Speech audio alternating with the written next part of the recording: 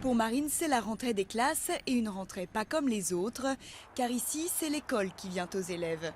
Sur ce terrain de la Courneuve, plus de 1000 Roms roumains sont installés depuis 2 ans et près de 300 enfants ne sont pas scolarisés. Chocolat, tu viens à l'école? Oui. Les professeurs repartent avec une trentaine d'enfants de 6 à 16 ans qui sont venus spontanément. Direction le camion, aménagé comme une vraie salle de classe. Ici, il s'agit avant tout d'évaluer le niveau de français des enfants et de leur transmettre les bases de la langue. 3, 4, 5. Moi, parler un petit peu, et après parler très bien, très bien. Ils ont super envie d'apprendre, ils sont hyper contents, même trop des fois.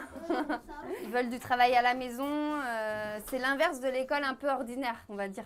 Mais l'objectif de l'opération, c'est bien que ces enfants finissent par aller dans les vraies écoles, par manque d'informations, de transport, mais aussi à cause de nombreux obstacles administratifs. Ils restent hors circuit. Pourtant, pour ces professeurs, c'est bien la meilleure manière de les sortir de la précarité. Il s'agit bien entendu pour nous de travailler dans le provisoire, dans l'accompagnement vers l'école ordinaire. Donc on ne cherche pas à créer des classes ghetto et à stabiliser la scolarisation en école mobile. Au contraire, on essaie vraiment d'être une passerelle.